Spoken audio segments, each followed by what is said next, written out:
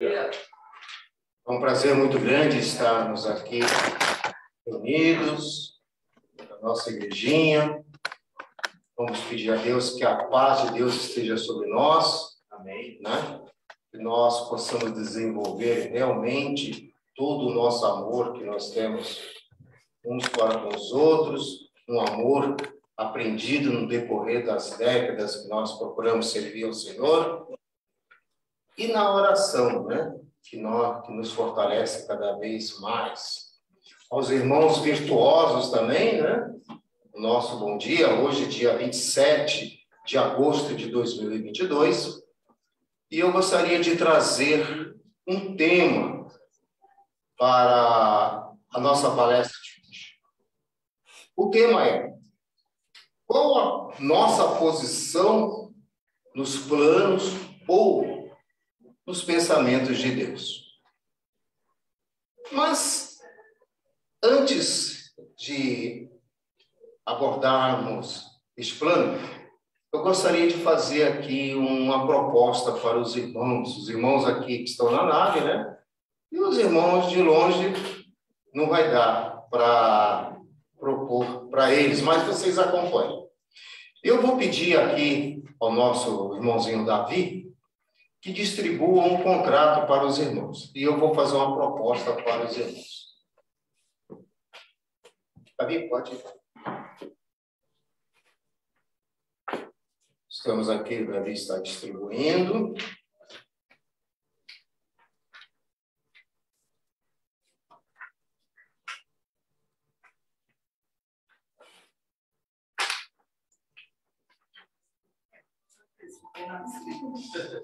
Em branco. Vou assinar nada em branco.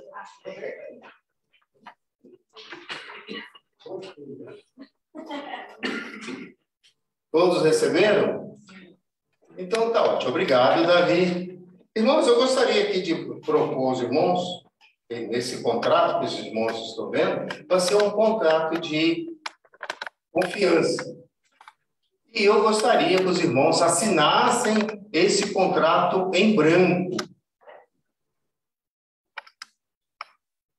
Os irmãos assinariam, depois reconhecer firma, e no decorrer da história coloca aí qualquer coisa. Eu não tenho... Pode ser? Os irmãos assinariam? Pode ser, sim. Eu não, foi a primeira parte não. O Pio não recebeu. Vocês não assinariam. E fazem muito bem em não assinar. Primeiro, aqui no Brasil, ele não teria validade, né? O irmão Ricardinho me corrija ou não. Mas, o irmão Marcos também é advogado, né? Primeiro, no Brasil, ele não teria validade,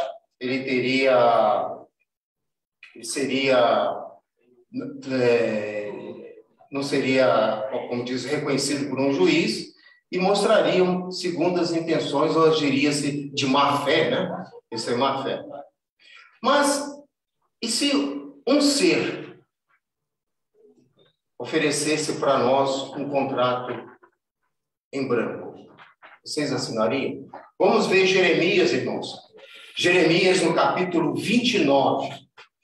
Olha o que Deus propôs para um pouco. Jeremias, capítulo 29, no versículo 11. Todos acharam? Diz assim: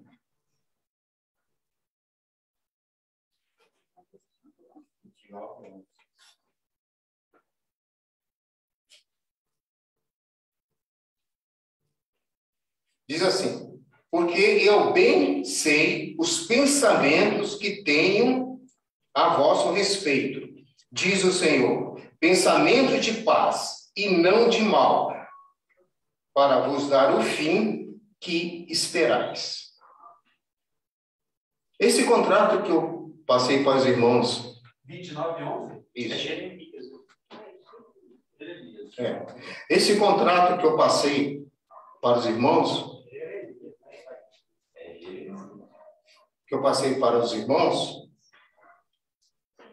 Está ali está dizendo alguma coisa? É um contrato de paz? É um contrato de alguma coisa de... E eu lá conheço o pensamento de cada um irmão? E, logicamente, o único pensamento que eu poderia conhecer que os irmãos não iriam assinar, porque seria uma furada, não é verdade? E a própria lei não favorece. Mas Deus, que conhece o pensamento de cada um de nós, que conhece as intenções, que conhece o DNA nosso, Ele sabe o que nós precisamos. Então, nós poderíamos assinar tranquilamente esse contrato que nós temos com Deus. E tomando a carona na lição de hoje, Deus tem uma proposta para nós, desde os primórdios, desde o livro de Gênesis, que era dar um paraíso para o homem. E era uma proposta tão boa, tão excelente, que até mesmo anjos tiveram inveja. Em Gênesis 3,15, olha a promessa de Deus. Vamos ver aqui, só para... É um texto super, mega conhecido, né? Os irmãos têm até de cor. Mas vamos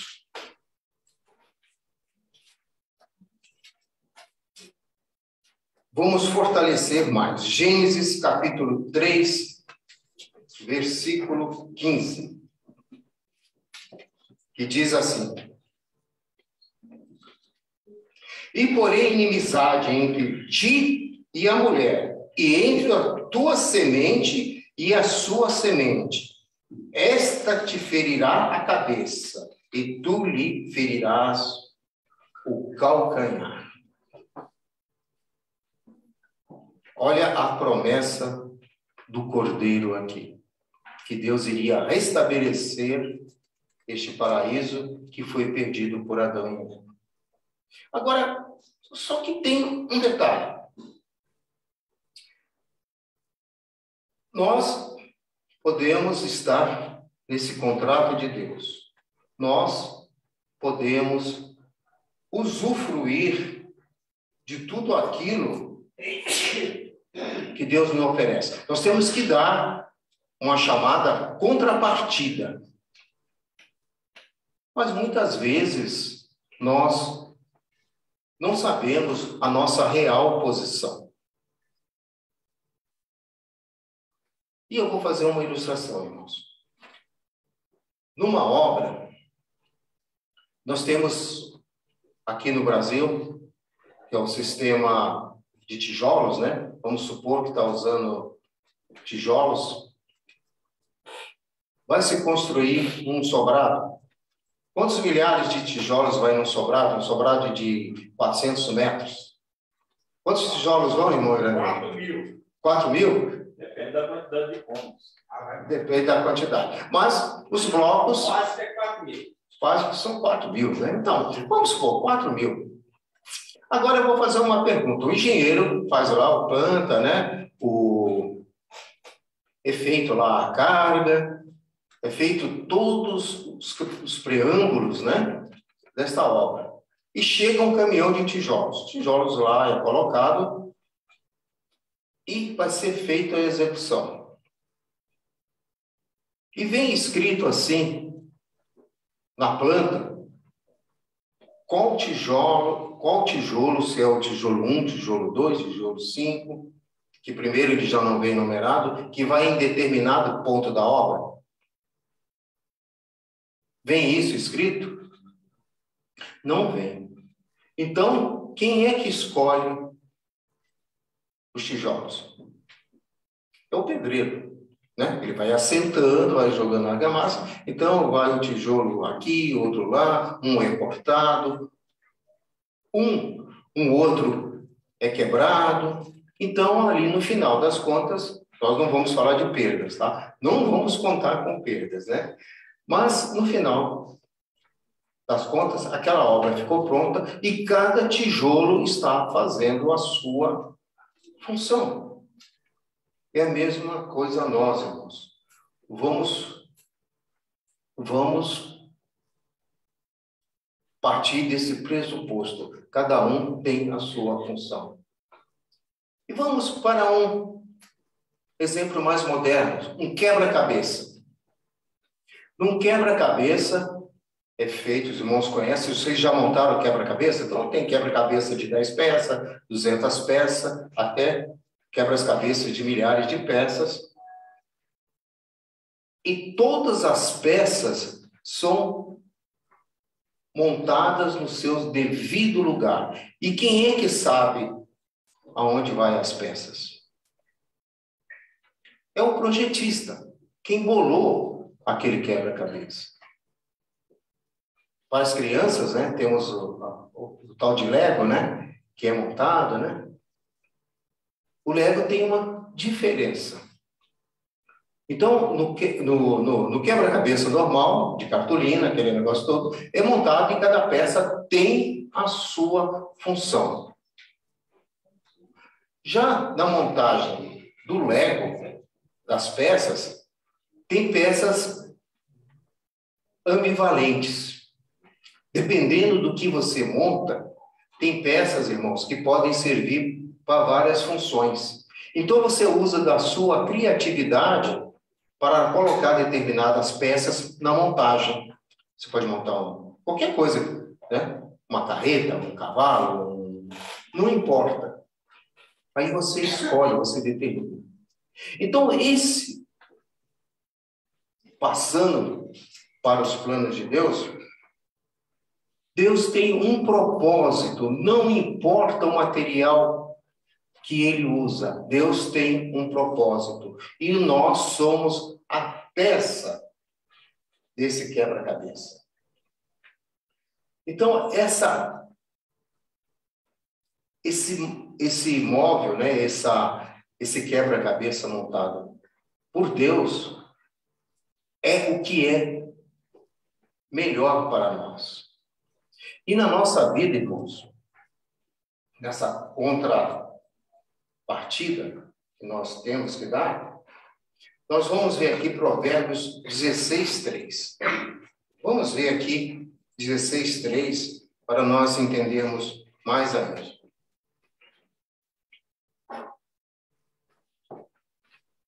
Provérbios, capítulo 16, no versículo 3. Diz assim: confia ao Senhor as tuas obras, e teus pensamentos serão estabelecidos. A nossa contrapartida é confiarmos em Deus. Nós sabemos que nesta vida imperfeita que nós temos, sofremos todas as espécies de agruras. Hoje, no estudo dos Hebreus, eles sofreram durante 432 anos. E o que eles fizeram? Procuravam amainar e fazer da melhor forma possível para, nesse período de escravidão, suplantar, conseguir sobreviver. E foi o que eles conseguiram. Os judeus, irmãos, são considerados o povo mais obstinado que já pisou na face da terra. É um povo que, mesmo não tendo, uma certa época, o seu próprio país, eles continuaram sendo judeus, obstinados e vencendo todas as espécies de agruras, perseguições, morte e violência. Eles são bonzinhos? Não, muito pelo contrário, terminaram matando Jesus, mas são obstinados. E de uma forma, eles acreditam num Deus único, no eterno. Irmãos, essas agruras que nós passamos, ninguém está livre dela.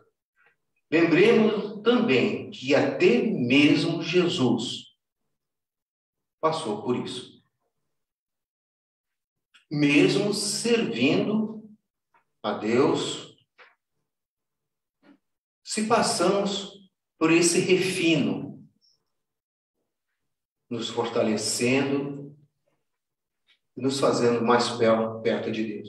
Lembremos-nos de Davi. Davi pecou, errou, fez muitas coisas, muitas bobagens, mas Davi amava o Eterno e Davi conseguiu vencer muitas coisas, muitas batalhas. É a mesma coisa nossa. E uma das coisas hoje que mais afeta aqui no Brasil, em outros países tem outros problemas, mas de um modo geral no mundo, são a fome, a doença, principalmente a doença, né? E nós temos que ser obstinados e confiar em Deus que vamos vencer isso. E vamos vencer, sim. Mas nós nunca podemos esmorecer, nunca podemos esquecer que Deus é conosco. Irmãos, lembremos-nos na época de Jesus, o que aquele povo sofria na época de Jesus? Era fome e doença. Só que aquele povo se deixava levar por líderes inescrupulosos. E aqueles, tanto que fizeram com Jesus? O que aquele povo escolheu?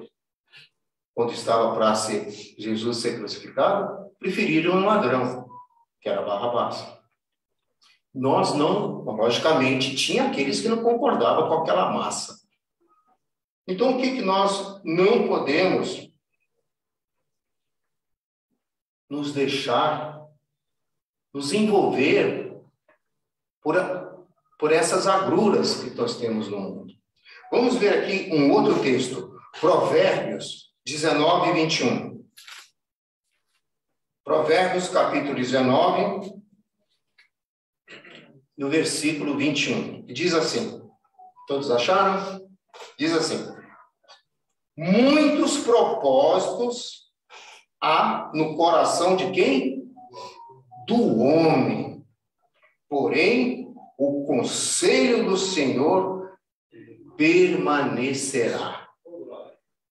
Irmãos, o homem é sonhador. Às vezes nós pensamos determinadas coisas, queremos executar do nosso jeito. Mas, se não colocarmos Deus em primeiro lugar, talvez não, do nosso jeito não vai dar certo. Mas o do Senhor dará, o do Eterno dará. Porque nós estamos sempre nos propósitos de Deus. Então, irmãos, aquilo que Deus nos favorece, aquilo que Deus nos dá, porque o homem, para viver, ele tem que ter uma série de qualidades. A Bíblia chama essas qualidades de dons. Né? A Bíblia chama essa qualidade de dons. E aqui na igreja nós temos muitos irmãos que têm muitos dons. Os dons são variados. Mas esses dons são usados para o quê? Para a edificação do Senhor. É por isso que Deus nos dá esses dons. Aquele tijolo que nós falamos no começo, que vai para a obra lá, qual é o dom daquele tijolo? De fortalecer, de construir aquela obra. Ele vai ficar ali por 20, 30, 40, 50, 100 anos. Ele é moldado pelo pedreiro para ficar em determinada posição. É a mesma coisa nós, irmãos. Vamos ver aqui 1 Pedro, no capítulo 4, no versículo 10. Primeiro livro de Pedro, no capítulo 4, no versículo 10. Diz assim: cada um administre aos outros o dom como o recebeu, como bom dispenseiros da multiforme, o que mesmo? Da multiforme, das várias faces de quem? Da graça de Deus. Irmãos, temos que usar esses dons que Deus nos dá. Você lembra do que Jesus disse, né, sobre que cada um tivesse lá um dom, né, das minas, né? Teve um que foi lá e enterrou, né? Foi usado? Não foi. Então é a mesma coisa nossa. Nós temos que usar esses dons de Deus. Estarmos presentes aqui na igreja, presente em nossos lares, presente na nossa vida. Tudo aquilo que é bom, essa graça dada por Deus, temos que usar da melhor forma possível. E o interessante, isso traz satisfação para nós e satisfação também para os que nos rodeiam. Alguma pessoa consegue ser amada por outro se está sempre fazendo mal para aquela pessoa?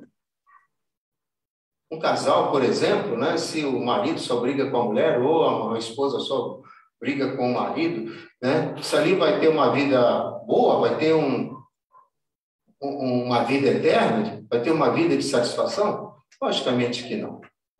É a mesma coisa no nosso lar, né, na nossa convivência com nossos filhos, convivência com o local que nós trabalhamos.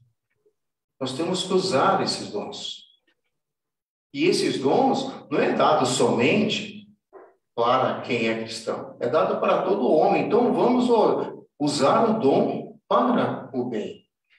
Porque os planos de Deus, irmãos, devemos ter sempre em mente. Os planos de Deus, eles são o quê?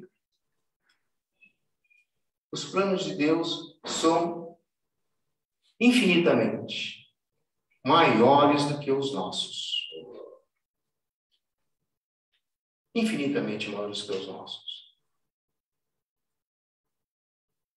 Assim como naquele quebra-cabeça, naquela obra, nós não sabemos em que local vamos ficar, mas nós temos a confiança que nós seremos úteis. É essa a palavra. Nós temos a confiança que seremos úteis. Vamos ver aqui um texto, irmãos. Efésios, no capítulo 3. Efésios, capítulo 3.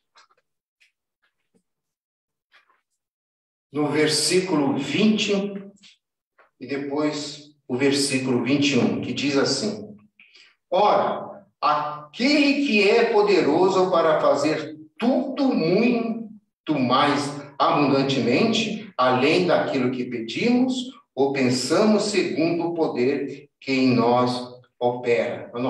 O poder de quem? O poder de Deus. A esse glória na igreja, por Jesus Cristo, em todas as gerações, para todo sempre. Então, irmãos, aquele contrato que Deus nos apresentou, que nós lemos em Gênesis 3,15, ele permanece. E Deus tem cumprido. Hoje vimos Deus cumprir uma parte dessa promessa para o israelita lá no Egito. Deus não cumpriu da melhor forma possível, foi avassalador. E Deus cumpriu. Aquele que esperava puderam usufruir. Aqueles que foram contra ficaram pelo caminho. Então, irmãos, nós temos um Deus um eterno, aquele que tudo criou. Nós temos um Deus fiel às suas palavras e verdadeiro. Nós temos um Deus que nos deu este contrato, que nos deu esta oportunidade e que cumpre tudo aquilo que Ele promete. Então, o que nós temos que fazer? Nós temos que, esse sim, nós podemos assinar um contrato em branco com Ele. É um contrato verdadeiro, porque o contratante, ele vai cumprir com tudo aquilo que prometeu. Não um mero homem, um mero mortal, mas Deus cumpre aquilo que promete, o seu contrato apresentado para nós. Vamos ler aqui o último texto, que está no livro de Salmos. Salmos, no seu capítulo 33. Todos acharam? O versículo 10 e o 11.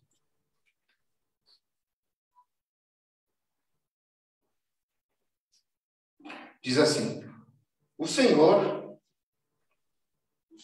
desfaz o conselho dos gentios, quebranta os intentos dos povos. Então não adianta fazermos planos. O conselho do Senhor permanece para sempre.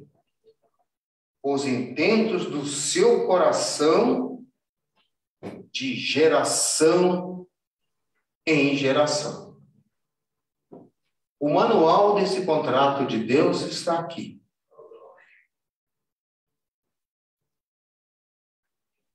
O manual do contrato de Deus, a sua assinatura que nós podemos fazer, que nós fazemos, é servi-lo de um modo pleno, com vigor e na esperança que realmente tudo irá se cumprir. Irmãos, só faltam cerca de 3 promessas desse livro aqui para serem cumpridas. Todas as outras foram cumpridas. Não importa o tempo, mas permanecemos fiéis neste contrato, porque Deus é fiel no seu tudo.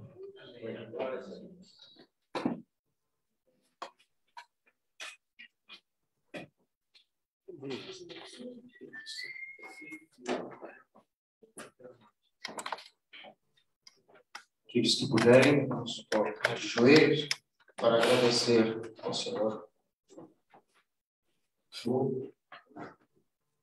Bondoso e amado Pai, no mais alto dos céus, humildemente como teus seguidores, como teus servos, gostaríamos de chegar diante da sua presença através de seu Filho Jesus, para lhe agradecer, bondoso Pai, por mais este dia de vida e a oportunidade de estarmos aqui reunidos, onde podemos louvar o teu nome, onde nós podemos aprender mais da sua santa palavra.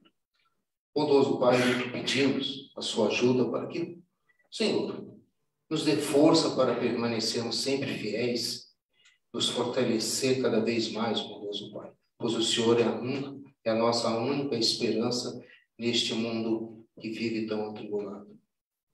Bondoso Pai, lhe pedimos essas coisas todas, não porque merecemos o Senhor, mas devido à sua promessa e o envio do teu Filho Jesus, nós lhe suplicamos a sua misericórdia.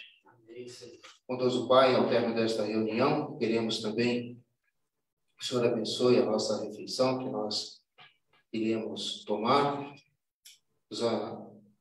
nos abençoe o alimento físico quanto o espiritual, e que possamos voltar também para nossas casas, nossos lares, e que possamos ter realmente um bom dia de sábado.